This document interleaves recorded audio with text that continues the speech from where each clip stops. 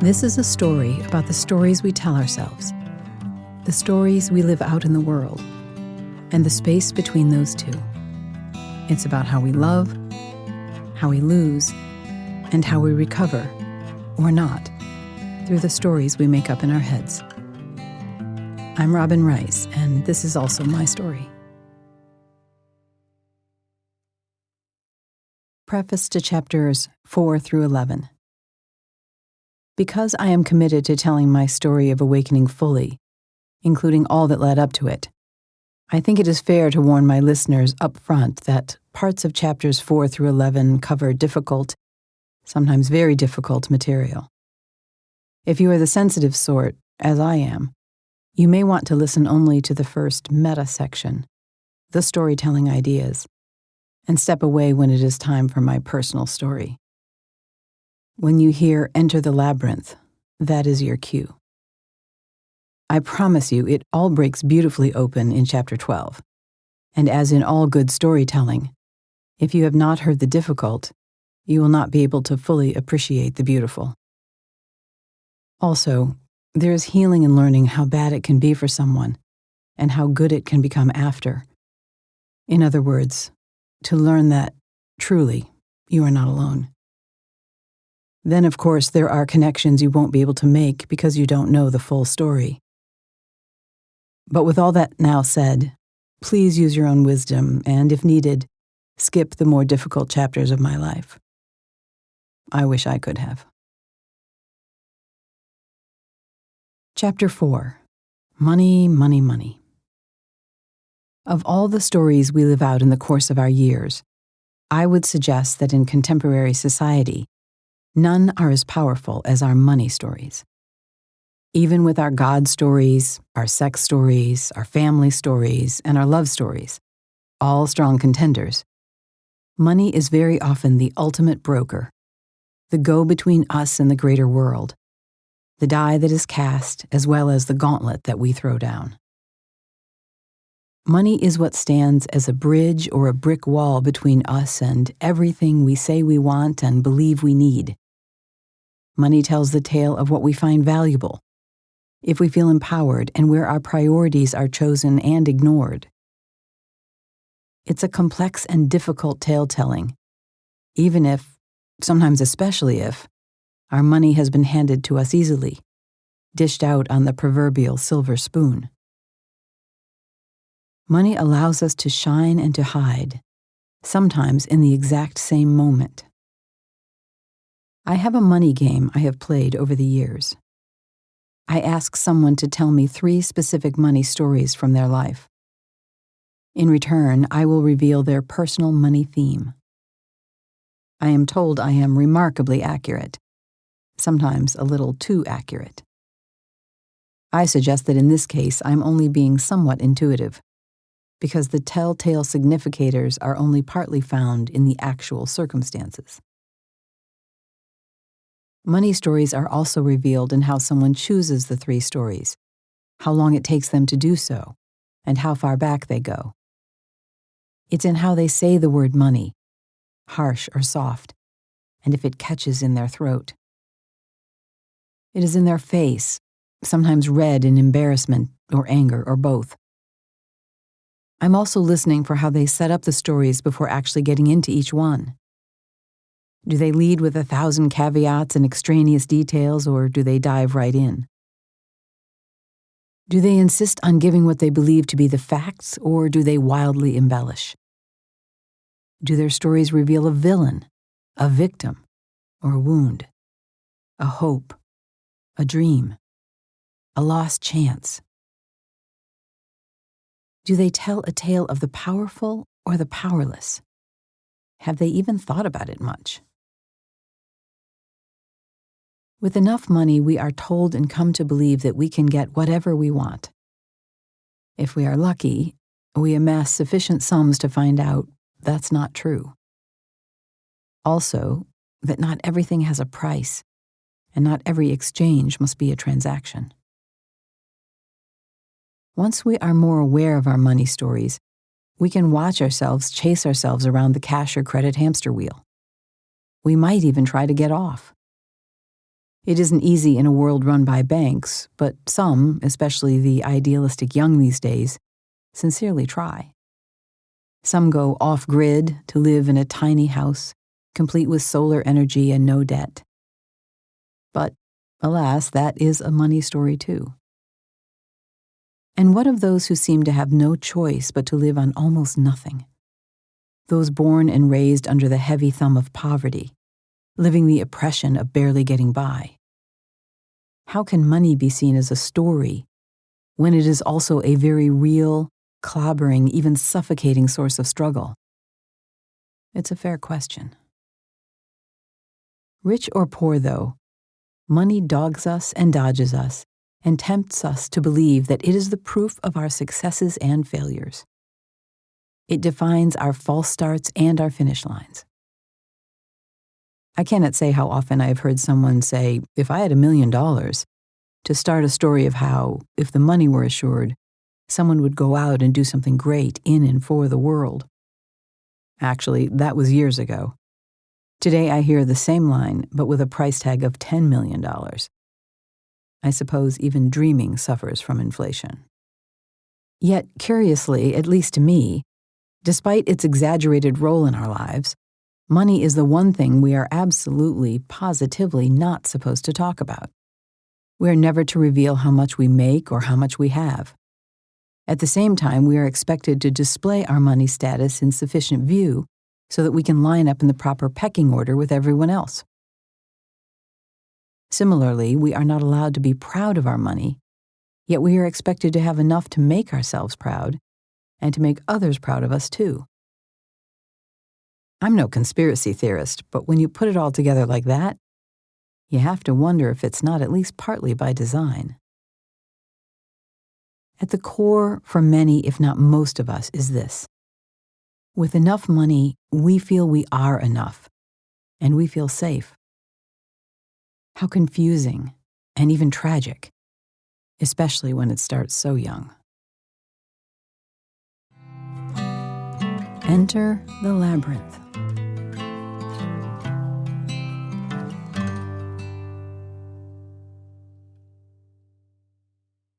The custom-finished riverside house my parents bought when I was 10 introduced me to a world where money mattered. Our days in the salt box house down the road from the Bowders began as my grandparents' home before they moved to an apartment for reasons I do not know. Maybe to give our young family some room to grow. Maybe because the tiny yard was getting to be too much. I suspect my parents could not wait for the day they could escape the cramped home. Soon after Nell died, that day came. The new house in the new neighborhood in the new town was supposed to be a move up in the world for our family. I recall closing day walking around the as-yet empty rooms, the paint and carpet giving it that spanking new smell. My father, flush with what seemed to be an endless stack of $100 bills, excitedly fanned them out for the whole gawking family. As we stood in our newly applianced kitchen, he told us that this was likely the most cash we would ever see at one time, in our whole lives. He was giddy and grinning. My mother beamed. Clearly, this was important. Never mind that we didn't even remotely belong to the country club-like neighborhood. That I had no idea how to act in a world where money and social status mattered because no one taught me, or even told me, that there was such a thing to be concerned about. To add to our troubles, none of us knew that within a year my parents would split, leaving Mom with 3 kids and a mortgage she was perpetually unable to pay, especially given my father's meager monthly child support. To his credit, he always paid the small amount on time. I, in particular, had no way to know, save for one emergency, that Dad would never again set foot in that house, or that Mom's work and social hours away from us kids would get longer and longer. We were not particularly popular in that neighborhood that ran along the river. At the time, I didn't understand, but now I see there were a wide range of reasons. The greatest offense was having invited Black people over for dinner.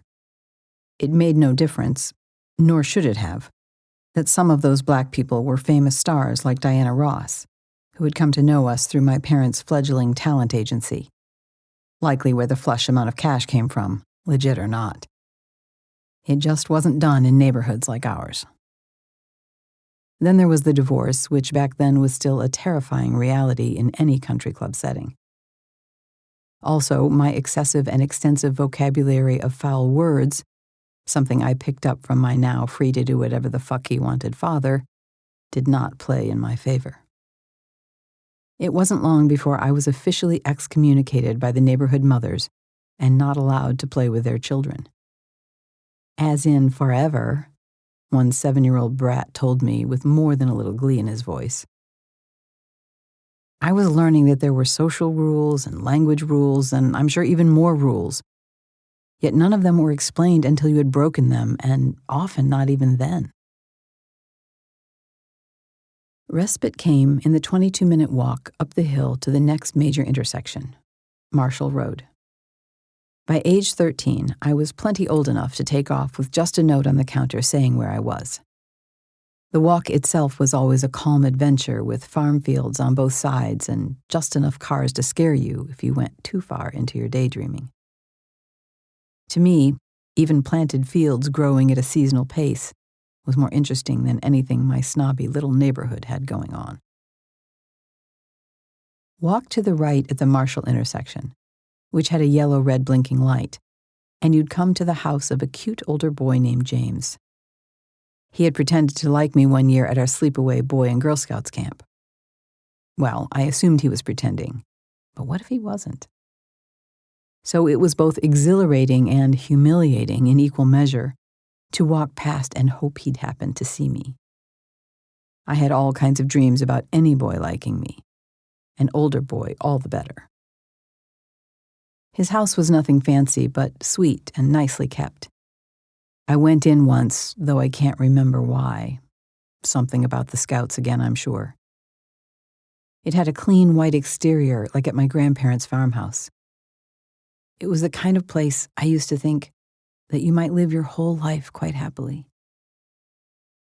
Another 5 minutes walk past James was Lisa's farmhouse.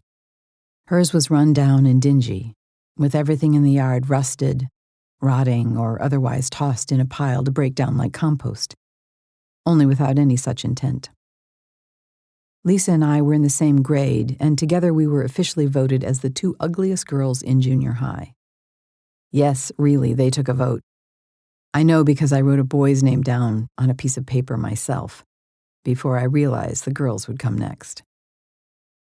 I suppose that is why Lisa and I bonded, because in every other way, we were nothing alike. Her family had 2 parents at home, several siblings, all younger than Lisa, and palpable love. I was especially astonished at how Lisa's mother and father treated each other, as if they actually enjoyed their life together.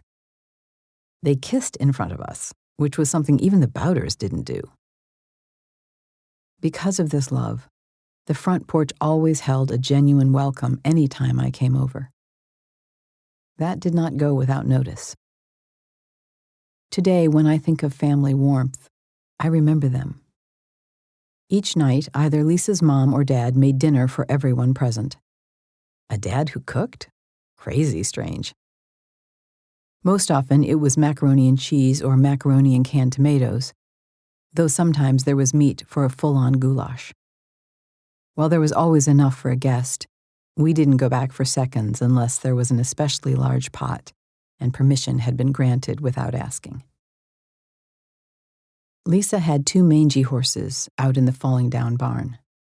We'd ride whenever we could, once all the way into town during a budding snowstorm to get supplies before being snowed in. The storm became much worse, much faster than we expected. We were bitterly cold by the time we arrived to find the store had closed early.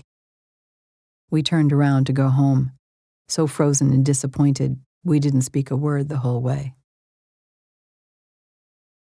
Back at the intersection of my road and Marshall, and then a little past, you'd see the tiny house of a single mom who paid me 50 cents an hour to babysit her 3 kids when she went out with the girls. This compared to my neighbor, who paid me $2.25 an hour, to sit for one baby. They had not yet heard about my sketchy reputation, I guess. I was well aware that spending 6 hours late into the night at the house past Marshall would send me home with a mere $3, while there would be $13.50 if I worked in my neighborhood. 2 stints and I would have enough for a new shirt or pair of pants, at least at the cheaper stores. I felt industrious and glad to have my own money to spend. Like anyone, I would much rather be paid $13.50 than $3 an hour for easier work. The food was better at the neighbor's house, too. If you arrived at the intersection and turned left on Marshall, on the left-hand side you saw a row of nicer houses, bigger, like our new one, but older models and with no river behind them. And then another rundown farmhouse, even worse than Lisa's, on the right. I still don't recall for sure how I met the woman who lived there, but I think I was walking by and struck up a conversation. At 13 and, as I have said, verbally excessive, it would have been like me to do that. She had 2 little girls, always dirty-faced, snot running down, seemingly without notice. But there was a wisdom in this woman. Forgive me, I don't recall her name. Let's call her Jean. At 30 years old, or maybe only 25, she was always home with her 2 little girls. Her husband was constantly off with the truck, stranding her. She was always at least a little sad and sometimes very sad. She smoked a lot of cigarettes and was thinner than a woman should be. But she got me. Always said I was 13 going on 30. We talked at her kitchen table and the conversations went deep. I remember that I never lied to her because I didn't have to. The discussions were interesting enough without embellishment. Looking back, I can see that Jean met something in me that was absent in every other friendship I had. Depth, curiosity, intelligence, the kinds of things I still look for in any good conversation. Her cupboards were empty most days. A few cans, often dented, and nothing but eggs from the backyard chickens and some old ketchup in the fridge. Sometimes there was bread on the counter, but sometimes not. I mentally compared this to my overstocked house, enough food that I was already mildly overweight, even though I knew my mother was financially struggling. Over time, as I became more and more acutely aware of this disparity, I found myself equally fascinated and horrified. I wanted to help Jean, to fix something in her life, but she was remarkably proud. I would not dare insult her like that. I would not have known how to help anyway. She seemed pleased that someone wanted her wisdom, that someone was interested in soaking up her thoughts. Maybe she was just happy that someone would come and sit down at her table and pass some time.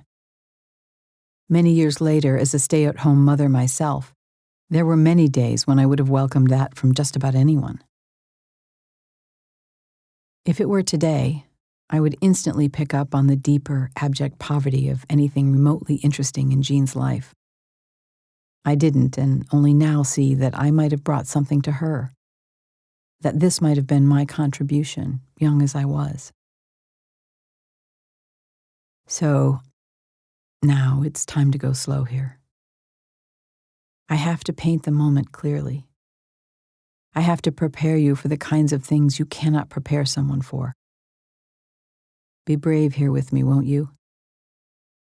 It's painful to remember, let alone put into words. For some reason, I was sleeping over at Jean's house.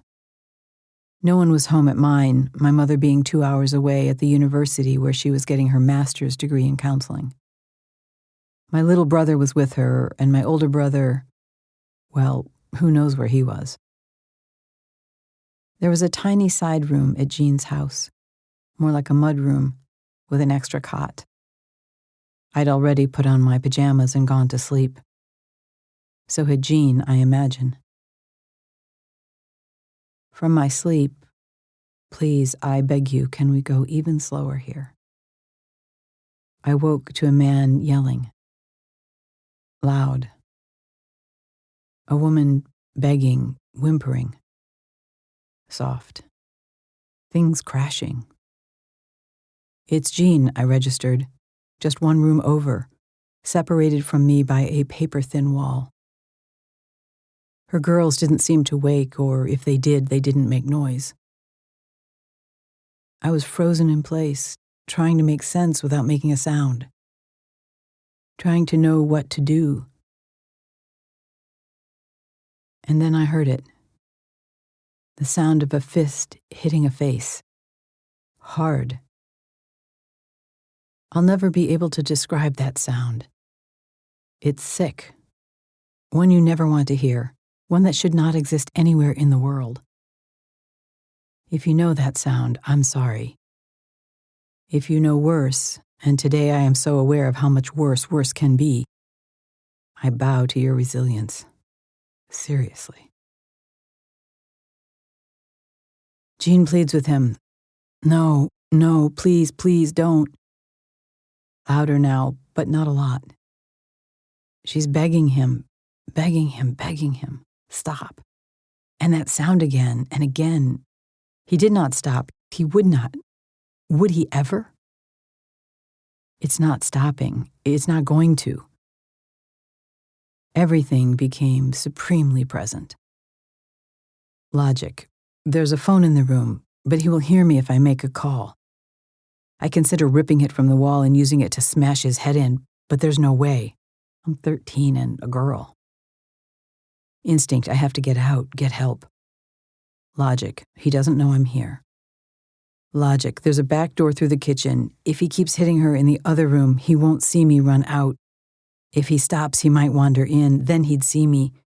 Instinct, I have to go now. I snuck toward the door, opened and closed it silently, then ran wildly, barefoot, not feeling the ground under my feet.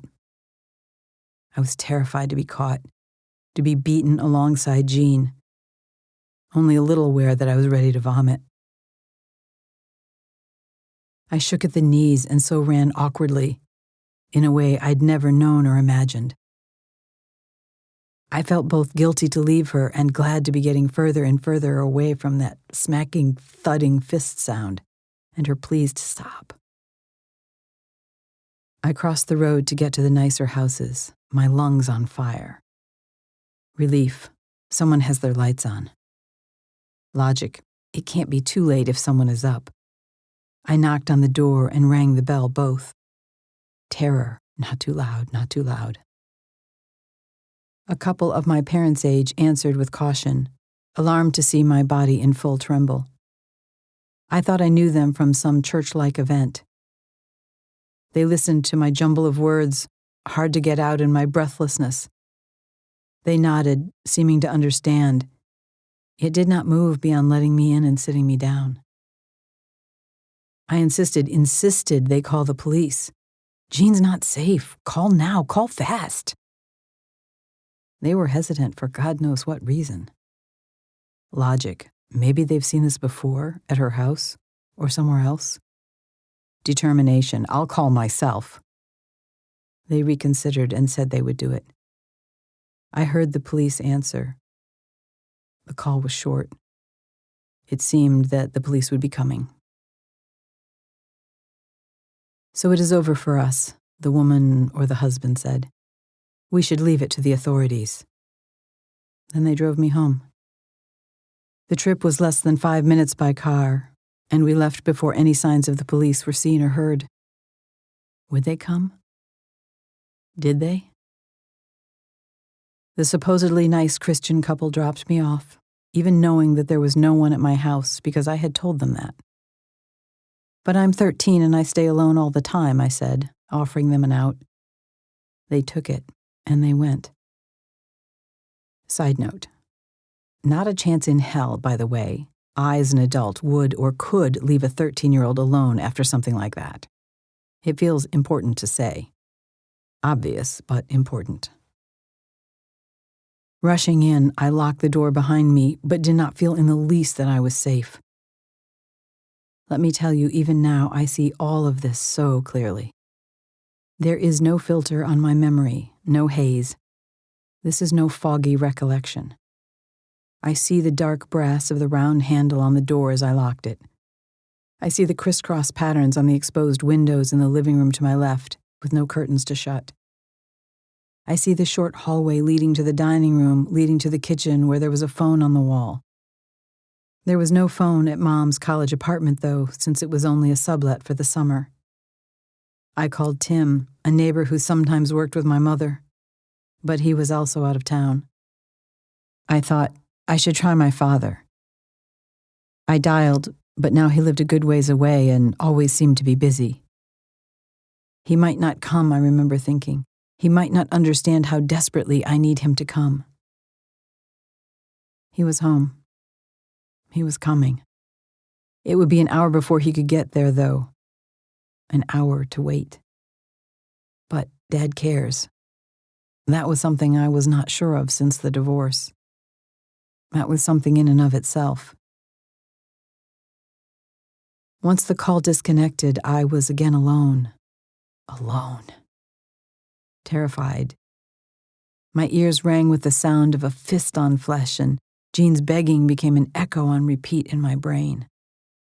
I went out of my body with terror, but then something made a sound somewhere in the house and I was slammed back in. I toggled between being hysterical and watching myself being hysterical. How could this happen? How could this kind of thing happen? Logic. Jean's husband had never met me, but with the police involved, he could find out I was there. Logic. Even Jean doesn't know which house on this street is mine. She's never come over, so she can't tell him. Logic. The supposedly good Christian couple might have told the police where I live to get my story, and police might tell the guy. Is that required? Shit. Logic. He could find out who called the cops and come to my door and kill me. No, that wasn't logical, I argued with myself. But that side of the argument got only a few seconds of airtime. I crawled into my bedroom closet and closed the door on myself. Logic. Anyone who comes to the house can break in, and the first place anyone is going to look for me is in the closet. When someone finally did arrive, it's probably Dad, I thought, but couldn't be sure. I could not bring myself to go back to the front door to open it. I might have been seen. Not until I heard shouting that it was okay, and the shouting moved to my bedroom window, did I hear well enough to know that it was, in fact, Dad. I raced to the front door, unlocked it, then raced away from it again. I'm guessing now that my father took me with him, but in all honesty, I don't recall the rest of the night. Did the police come to question me? I do recall both thinking they should come and being afraid they would. I also remember that after my mother returned and heard about the event and inquired about how I was doing, she never brought it up again. In fact, no one ever brought it up again. Side note, I repeat, not a chance in hell any child of mine or any child I know would ever be left alone to fucking process this kind of shit. The next day, desperately needing to know if Jean was okay, I walked the long road up to Marshall. I turned left, made sure her husband's truck was not there, then knocked at the back screen door even though before I always just walked in. I was deeply afraid, but stood tough. Jean grunted out a short, "Yeah," and I walked in to see her sitting at the kitchen table, smoking, 100 cigarette butts in the ashtray in front of her. Her face was pink and purple and blue and black. Not just a solo black eye like in the movies.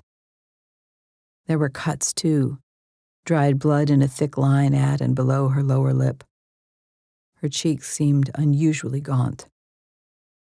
It's her whole face, really, I thought. He laid into her whole face. And I heard it, and she knows it.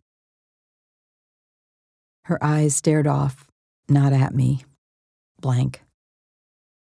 She's not Jean anymore. Not anyone. Finally, she looked directly at me and offered a one-shoulder shrug. I didn't know what to say, though to this day I hope my face showed care, not judgment or disappointment. even though I felt so many things. I said nothing, already sensing I was losing a friend and that this was our silent goodbye. My gut felt empty in a very specific way. Today, I know the feeling all too well. I get it before any goodbye, known or unknown. The feeling increases the closer I come to it happening, to the point I tend to jump and run before it happens, so that it won't swallow me whole. By this time in my life, I knew that friends were not easy to come by, and so not easily let go of. But there were no words and no wisdom left to share, so I walked back home. I never saw Jean again. She and her family moved within a month. With her husband, that horrible man? I would never know. Even after, though, I dare glance to the left whenever I arrived at the blinking light on Marshall and imagine her sitting at the kitchen table. I can still see her there now. Her one shoulder shrug lives on in my mind's eye, a neon red warning about how life can and does go terribly wrong for some of us.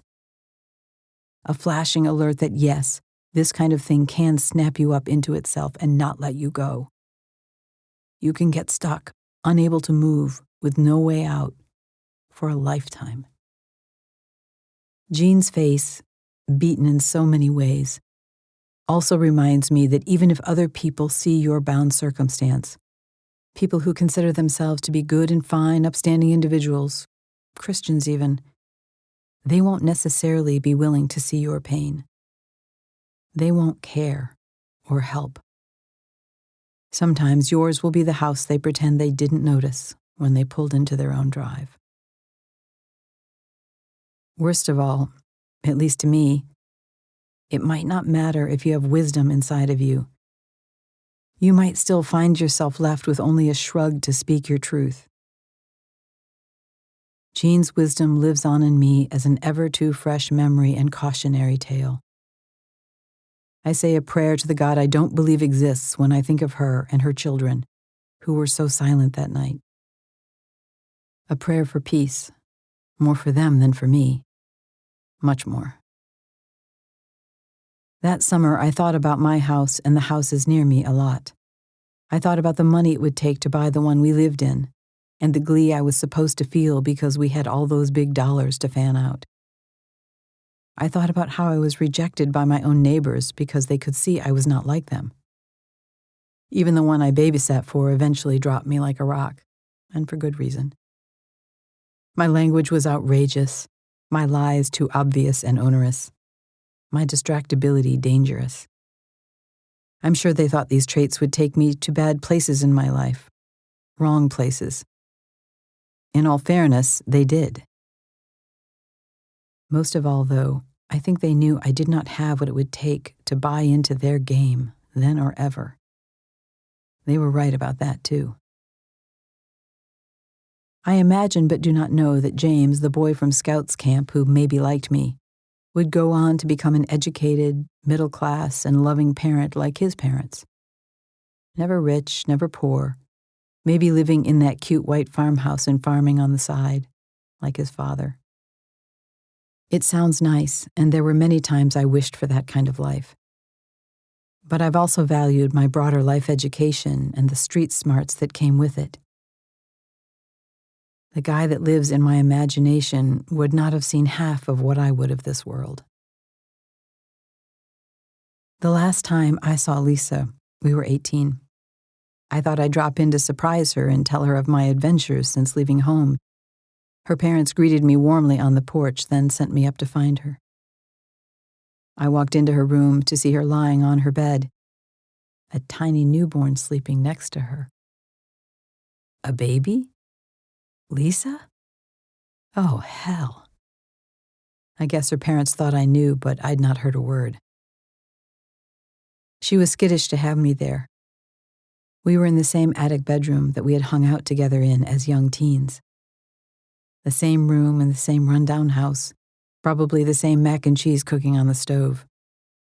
But her life was forever changed. In my mind, even with a loving family, Her life had stopped.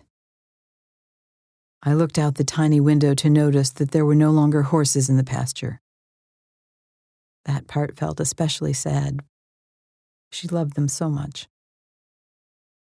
I was glad to see her, but I'm pretty sure she hated me for showing up to witness what had become of her life. You could see that on her face. Driving away, I reflected on my mother. She may have been single and under the pressure of a mortgage she could not afford, but she didn't let it take hold. She found a way to work, meet her own needs, feed us, and go back to school at the same time. If she wasn't there for me, well, okay, but I have to admit in a huge way she was. She made something of herself, and I cannot deny feeling pride in her for giving me that. As for all that my father was and was not, he never hit my mother or me, and he drove an hour to help me when I was terrified. It's a low bar, but once you've seen how low a bar can be, especially up close, it will always be a vital part of the equation. Do you want to know my 3 money stories? The Flash of Hundreds, Jean's Shrug, and Lisa's Newborn. With money, you can get out of the holes you dig and the holes life digs for you, even the worst of them. With money, you can leave those who hit you. Loveless and snobby or not, I told myself to ditch the 50-cent choices and stick to the $2.25 an hour people and possibilities. But if I look at the decades of money and people choices I've made since then, I can see I've danced uncomfortably between both my whole life.